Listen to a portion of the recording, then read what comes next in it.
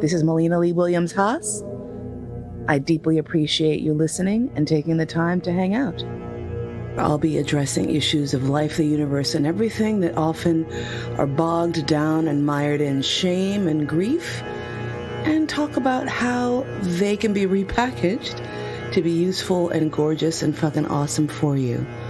So sit back and relax, or sit up and freak out, however you prefer to listen. Come join me.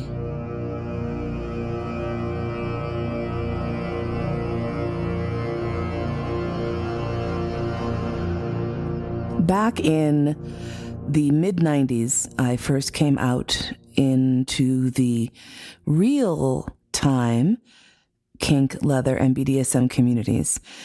And it was a multi-stage process for me when I first started suspecting I was kinky. It was in 1993. That's an episode for another day. There was a guy, he was from England. It was complicated. But at the end of that, I wound up saying to myself, okay, I think that what I need is out there. I just need to go and find it and figure this out.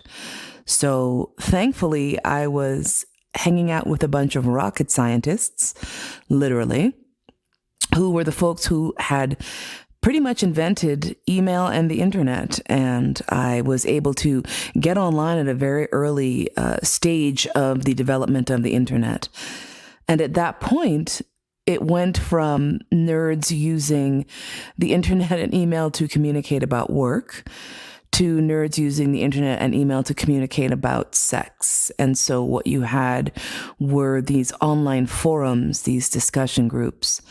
And a friend of a friend of a friend turned me on to, I think alt.sex.bondage was the code for one of the first rooms that I ever went into, and lurked around and saw folks talking about kink and power exchange and master and slave relationships, and so much that really just piqued my interest. I was just so drawn in and so riveted and a little bit afraid, but I knew that at that point I had taken myself to the ripe old age of, 25, 26 at that point. And I felt like if I had survived growing up in New York, moving to and living in LA, I could probably do this. And I was cautious and careful enough to make sure that I took my time. One of the things that I did when I first started discovering SM was I was incredibly cautious and conservative. I read what I could find, and at the time there were maybe 2 or 3 books out. It was not the unbelievable cornucopia of filth and education and knowledge that we have today. So I read what I could. I joined a bunch of chat rooms. Then we had a website, collarme.com, that was around, that came out. People were on there looking for love, as we are wont to do, regardless of what our bent is. And there was another website, alt.com, which was the kinky adult spin on Friend Finder, the Friend Finder network, which then of course went from Friend Finder to Adult Friend Finder to alt.com, which was supposed to be specifically geared towards kinky people. And so I went on to this website, started putting up my little profile, talking to dominants and flirting with various people, and finally wound up hooking up with, virtually at least, a man who introduced himself as a dominant, and someone who seemed very interesting to me and whom I was very interested. And since he was looking to take things at a slow and cautious pace, this was perfect for me. I thought, this is really great and really wonderful for the first couple of weeks and then a couple of months. And then I finally said, I think it would be great for us to meet for coffee and to hang out. We've been chatting.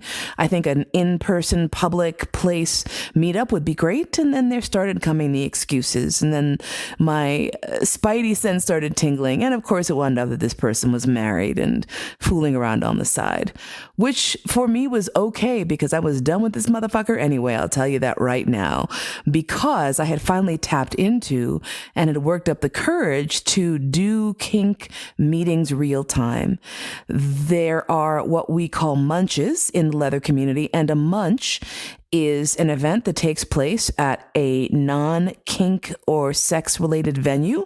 It's just a bunch of perverts getting together for dinner or for lunch or for brunch or whatever in a completely relaxed environment. It's a really good social place for people to get together and meet other folks. And so I worked up the nerve to finally go to a munch. I had been chatting with dozens of people over the past year or so at that point, and I knew people by reputation, and I knew people by their posts, and I had worked towards having actually online friendships with several people. So by the time I walked into my first munch, I knew, at least virtually, so many folks who were involved in that local community. And the local community in San Francisco, which is where I was living when I first came out into leather and BDSM real time, was a hotbed of activity at the time. It was one of the flashpoints for alternative communities of all stripes. You had the men's leather community, which had a strong history in the Bay Area, and the women's leather community, which also had a very long and amazing history in the Bay Area. And so it was great to be able to walk into this munch and meet the folks who had been literally making history in the alternative lifestyle scene. It was remarkable. The few books that were out there on the topic, here were the folks who were writing them. This was such a vast and amazing wealth of knowledge that was right there, right in front of me. These were the folks who were teaching the classes. These were the people who were writing the books and articles. These were the folks who were the founders of the organizations that at this point had been around for decades. And I was able to hang out with them and sort of, get from the lion's mouth that information and that inspiration. And it was so terrific for me, especially coming into those early years, those first few wobbly steps into this arena. Kudos and shout out to all those folks, because even the folks who wound up being thorns in the side and pitfalls and traps for me to fall into or work myself around, I am so grateful for everything I learned and everything that helped me to grow in the scene. If we fast forward to today and I look around and I see, COVID-19 aside, the way that the BDSM communities have developed in the intervening years, is that those folks, a lot of those people who were around and available to me personally when I first came in, aren't really around as much anymore. Some have died straight up. Some people just passed away from age or illness or, accident. And so that resource is being lost. And I realized for myself that, not that I took it for granted, but I was acutely aware exactly on the other side, how much of a loss it would be as folks sort of aged out of the scene. And then I realized, oh my gosh, someday if I stick around, I might be that person who's written the books and taught the classes. And now folks are coming in looking to me for advice or help or knowledge or whatever else. And I thought, wow, that's a pretty hefty responsibility, I thought, to bear. And I was not thinking of myself as someone who would become that type of person at all, because I figured there's so many people fighting and struggling to try to have a foothold in this community. I'm just going to be over here getting my ass beat, enjoying my life. It's great. It's fun. Terrific. But time rolls on, regardless of what you want to do or you want to say. The internet blew up from those early days of chat rooms and ICU and what was it? ICU? ICP? ICE? What the hell was that? Oh my God, I'm so old I can't even remember the fucking term for that old shit. What the hell was it? Oh my God, it's going to make me crazy. Anyway, when we were chatting on I'm trying to figure out, should I stop? Should I do this again? I don't fucking know. Whatever. This is, I'm not going to sweat it. If you remember what it is, put it in the comments. So when we were having these chats online, so much has developed since then. So much knowledge is readily available to everyone. It is far more egalitarian. You do not have to work up the nerve to walk into a room full of strangers, plop yourself down and try to glean that knowledge. It's out there. There are books and websites and films and entire dissertations that have been written. So we have this access to this knowledge. Hopefully it will not all be lost in the mist of time. What I do wonder is, though, with the egalitarian nature of information and how we all have access to it, I wonder if we are losing touch with that resource. I realized for myself now that I'm not the youngest person in the room. And please understand, when I first came in the scene, I was in my mid-20s, and that was shockingly young. There were so few people under the age of 30 in the kink, leather, and BDSM scene when I first got involved in the mid-90s. It was freaky. So I felt kind of like the chicken in the room often. In the intervening decades between now and then, that number has shifted downwards immensely. There was actually a moment in time where there had to be a reckoning between whether or not we were going to have parties that permitted people between the ages of 18 and 21. It wasn't even about the alcohol, but because most of these parties didn't serve alcohol, right?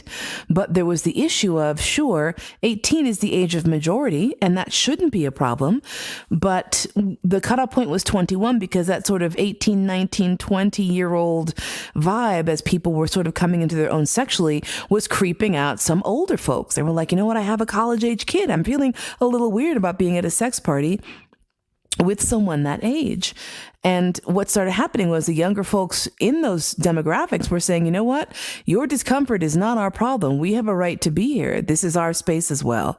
And so it blew up and exploded and blossomed into a scene that had a great deal more diversity now in terms of age, which I think is terrific. If folks are looking to explore and they are legally able to do so, they should be able to legally do so in an environment where people are hopefully striving for consent and openness and all of that.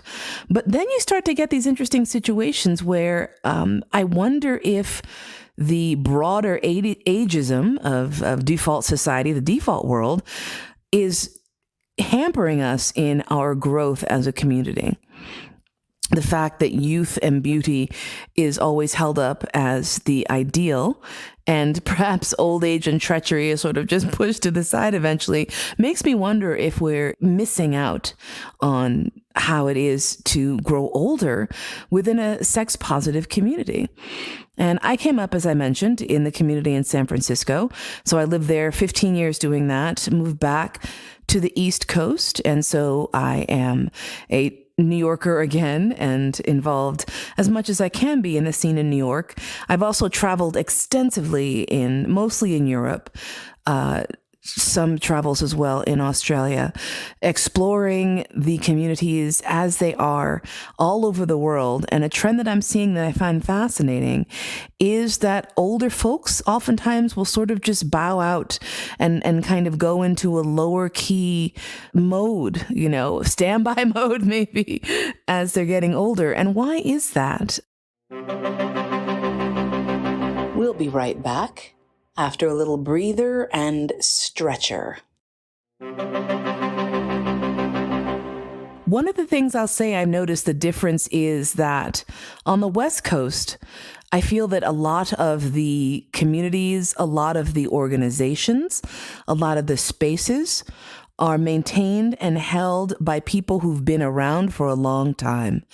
So you have a somewhat older demographic of folks who are the people who are greeting folks on the way in. They're the ones running the clubs. They're the ones who are writing the newsletters. They're the ones who are running the parties. And so you have what is my observation. Of course, everyone's experience is going to be different. Your mileage may vary, yada, yada. But I did not feel, as I got older in the community on the West Coast, that my place was compromised. I did feel that there was room for me there. There were several folks who were quite a bit older than what one might expect to see at a sex party. I will never forget one of the most joyous scenes I ever saw was a lady who I found out later was in her late 70s. I can't remember exactly. She was maybe 76, 77, sometime in some point in there. Told everyone how old she was. She was not trying to disguise her age. And there she was, proudly with her latex frickin' corset on, and she was a rubber person, and had this little young slave who she was just flogging as hard as she could, and then, quipping and throwing jokes over her shoulder. And this, to me, as a person in their mid-20s, I said, holy cow, how remarkable is this, that someone is so full of life, and not just so full of life and sexual energy and happiness, and just, it was so amazing to see someone so full of joy and happiness and sexual energy just beating the crap out of this guy. And I said to myself, I really feel like I can be here. This is a place for me. It will be my place. And it won't matter when I'm old and wrinkly, because I'll still be welcomed. And there will be people who will look to me when I'm that old wrinkly lady, getting my ass beaten, going, oh yeah, there's Mill, she's been around since the mid-90s. And then I moved back home to New York and started my relationship with my now husband and owner. And he, being new to the scene, was extremely eager to go and start exploring and figuring out where he could find a space in the scene. And he is a bit older than I am. I'm in my, I'm 52, and he'll be 68 this year. But a sprier and spunkier 68 years old person you will not meet, let me tell you. Keeping up with this guy is like trying to keep up with an 18-year-old. It's a lot. But I will never forget walking into a party that was touted as being this inclusive and wonderful sex positive space. And there were a lot of younger people there. And as I looked around, I realized, gosh, my husband, my owner, Georg, and I are by far the oldest people there. And at first I said, well, that's okay. Someone's got to be the oldest person in the room, right? Not a big deal. No worries. And we were walking around the space looking for a place where maybe we could, do a little spanking.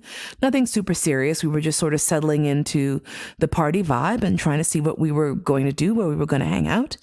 And we found a sort of an alcove to one side and set up and got cozy and started doing a little spanking. And the way I was facing and the way my partner was facing, we could see people as they were coming in and or out of the room. Some people wanted to pass through because there were other rooms beyond where we were, or sometimes people would just walk around and watch scenes as they unfolded. There was a scene happening in the room right next to us where someone was getting fisted, I believe, but the sounds and the energy coming from that room were very titillating for many folks. And so there were quite a few people crowding into that room to take a look and see what was going on.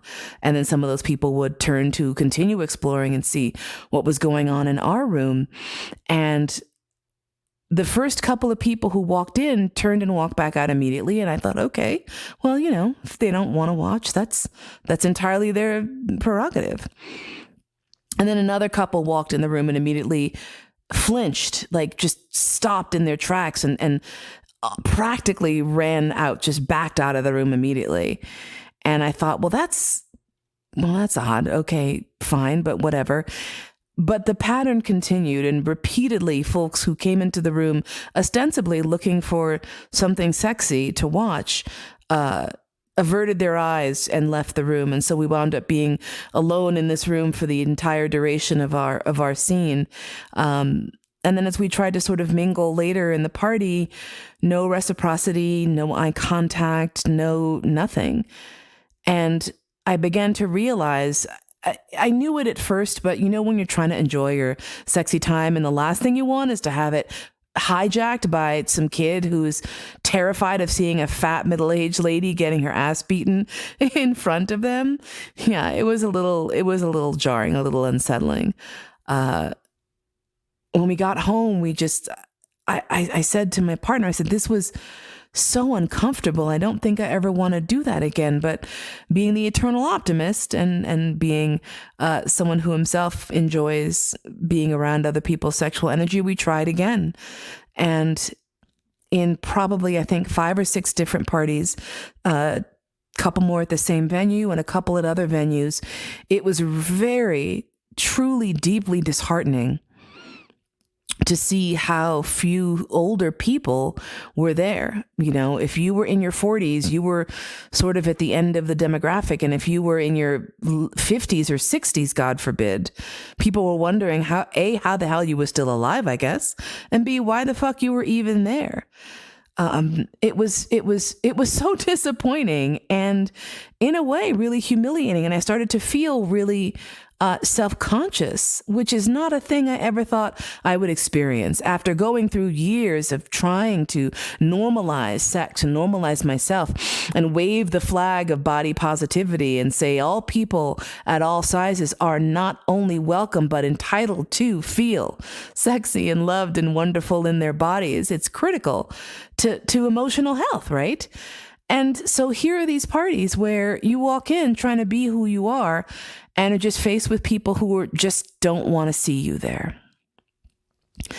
As I expanded my search to look for other parties that might be more inclusive, I realized that there were many parties in the tri-state area that were not only non-inclusive, they were deliberately exclusive. You would have to send in full body shots of yourself. You would have to send in pictures of your face, of your butt, of your genitals, practically, you know, not really, but you know what I mean. Basically, so that whoever the people who were the arbiters of taste for these particular events could decide whether or not you were worthy of even walking in the fucking door. And they absolutely, of course, have the right to do so. And I have the right to say, wow, this is absolutely everything that is away from and apart from what I believe our communities should be doing and could be doing, which is reaching out and helping people to live better and healthier and happier lives instead of trying to shoot for some eyes wide shut bullshit that everyone fucking thinks is what a hot sex party is. A hot sex party is people who love themselves, loving on other people. That's it. And it's really hard to love yourself and love on other people when someone is scowling and backing out of the room when they see you naked. So is there anything we can do to shift that paradigm, to shift that? There is. But I think it's just going to take time. I think there's always going to be folks who don't understand that part of what we do when we commit to this lifestyle and say, yeah, we're going to be freaky, we're going to be kinky, is that we don't give ourselves an expiration date. We don't say, well, until it becomes undignified or until we feel like we're too old to be perverts and to want to fuck. Because I don't believe that for many people, that's something that they age out of. They just want to be present. They want to have that sensuality. They want to have that connection. And we are all, oh God, we're such sensual and amazing and wonderful beings. And it just breaks my heart to know that there are folks who are truly feeling that pain of being rejected or being told either to your face directly or by action or inaction that who you are is no longer acceptable, is no longer sexy, is not okay. So I'm here to tell you, fuck those guys. You are first and foremost, but also, you know, maybe a call to action. Perhaps what we need to do is to specifically create groups for folks who are not feeling like they're welcome elsewhere. Why don't we have a 40 and over group? Is it because so many people 40 and over really want a horn dog on young kids and therefore don't want to have their supply of fresh chicken meat cut off? And I bet you for some people that really is the case, right? That really is going to be the case because, you know, in the same way that folks who start up TNG groups, TNG being the acronym for the next generation. And I'm not speaking about the Star Trek show in this particular instance, but TNG is a label that's applied to groups in the kink and leather and BDSM scene that were specifically geared towards younger folks who coming into the scene were saying, you know what, sometimes we just want to have our own space and not be in a room with, you know, hey, yeah, sorry, folks who are reminding us of our mom and dad.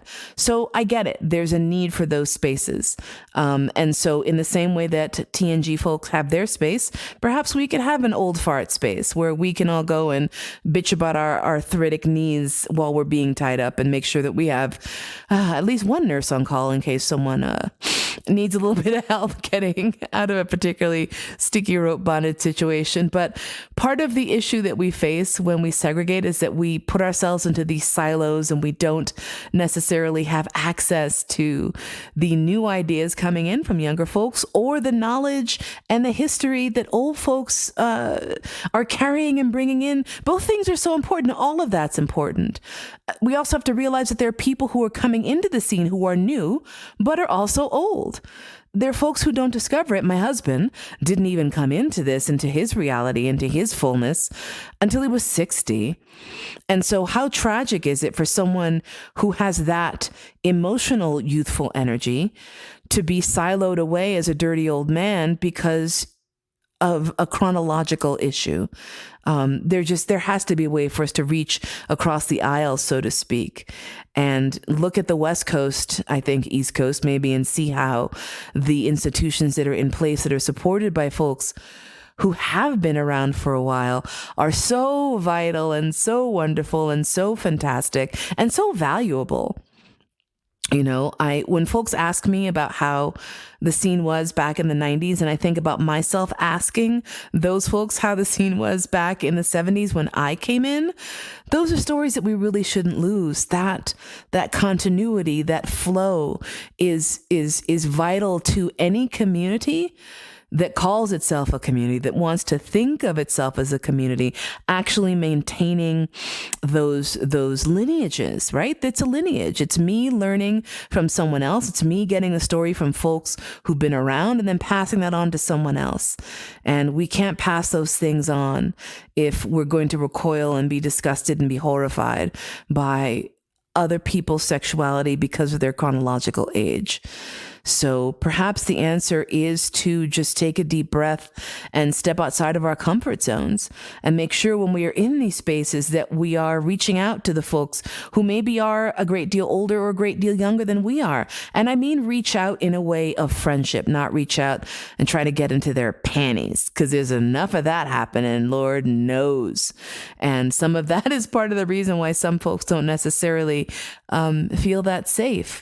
But there is a beautiful and wonderful way to bring all the generations together and to make sure that everyone has access to everyone else, because the gifts that we lose if we do not have that continuity of story are too great. So next time you're at a munch or next time you're doing your kinky thing and you see someone who's maybe a little bit older and that kind of freaks you out, rather than backing out and running away, maybe reach out and say hi. Ask them how long they've been around. Ask them to tell you about what it was like before the internet. Talk about those things. See what that exchange can feel like. And I promise you, you will come away with a little bit of knowledge, a little bit of closeness, a little bit of history that can help you in your own journey, yeah? Peace out, friend. You've been listening to All That and Mo. Thanks so much for spending your precious, precious time with me today. My podcast is produced by Cody Crabb, theme music by Georg Friedrich Haas, as performed by Marcus Weiss, and I look forward to spending time with you again really soon.